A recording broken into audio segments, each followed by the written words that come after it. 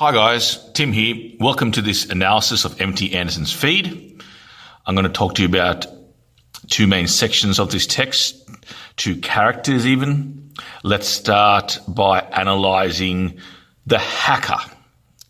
So the hacker plays a very important role in this text.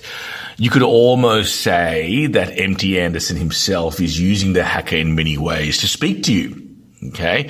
And some people say, well, he's breaking down the fourth wall. I wouldn't go that far in terms of breaking down the fourth wall, but I still think that there is a duality to this character and there is a genuine purpose in promoting the author's ideals and views regarding connectivity, interactivity, and of course, our intellectual freedom as well in many ways, and our sanctity and human progression.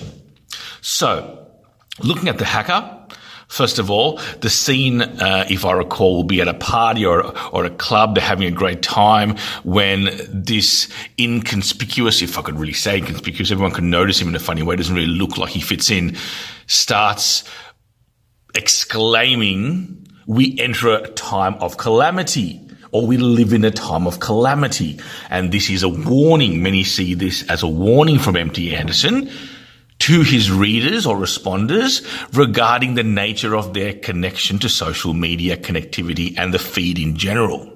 Okay.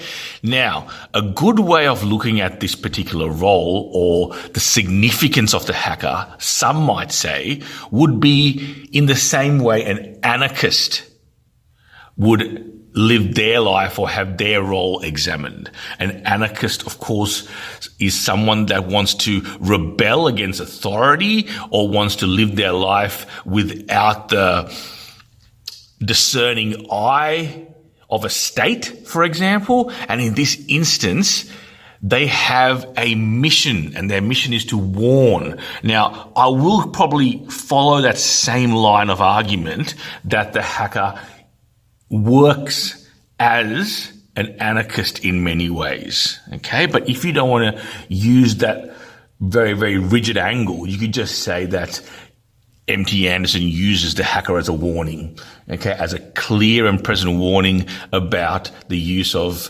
connectivity and the internet or just being connected to a feed. So, why use the word calamity? Well, calamity itself, okay, is a preposterous concept to deal with. No one wants to be part of calamity. It's clearly negative connotation. And it creates and sculpts a very interesting picture as to our future. Okay? So, when you think about our civil liberties and you think about our freedoms, you see, the key to this is that there is a perception of freedom in the text as a whole.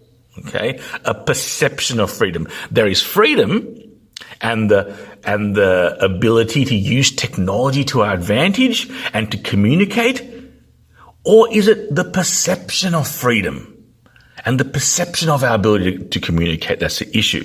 Okay? Now, along this comes some of the terms that I'd like you to use in your essays if you're completing the HSC, which is the overabundance of consumerism, of multinational companies using their power and strength to influence young buyers in a market. Okay. And of course, most importantly in this text is the debasement of the human language.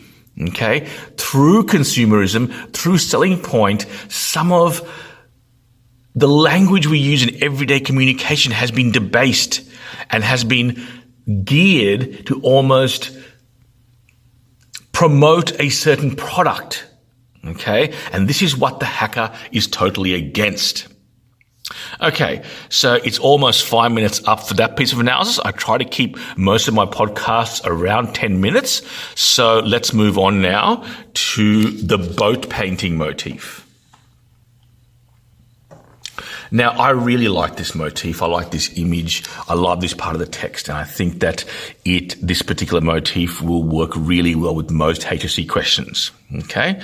So as you know, I'm ad-libbing here, so I don't have any notes in front of me. What I'm doing is that I'm simply recalling moments of the text and just talking to you about them like any professional should. Like anyone with a university degree that has analyzed these texts before should be able to do. Okay? So what I'm going to do now is talk to you about the boat painting motif, which I love because you have Titus there, recovering hospital, when he noticed a picture. He noticed a picture of a beautiful boat, a beautiful vessel sitting there. It has a sail, a functioning rudder. It seems that it has all of its facilities. Interesting word there, facilities, as the term facilities almost references a human being and having all of their facilities. But there is one thing missing from this boat. There is one thing missing from this boat, and that is there is no one to steer it. Now the responder or the reader, the audience, is starting to understand the value of M.T.Anderson. Okay? Because we start to understand the picture. Hang on a second. The boat painting motif is potentially symbolic or metaphorical. There are your two techniques there. For society itself.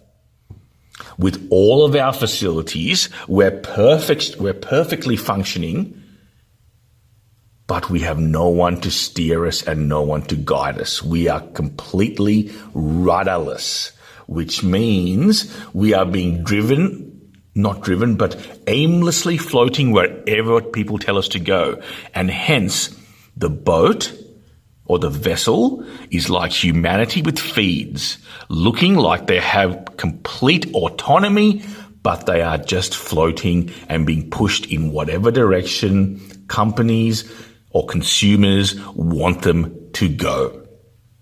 Okay? That is key to this piece.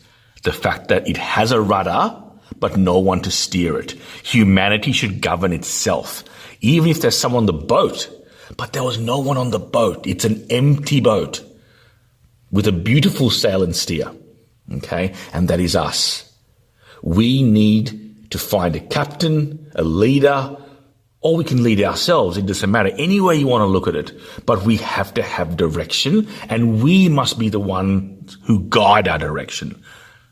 Okay? Not these international firms, companies, organizations, and most importantly, we should not be directed by the feed in how we talk, in how we dictate to each other, if we want to dictate to each other, the way we communicate.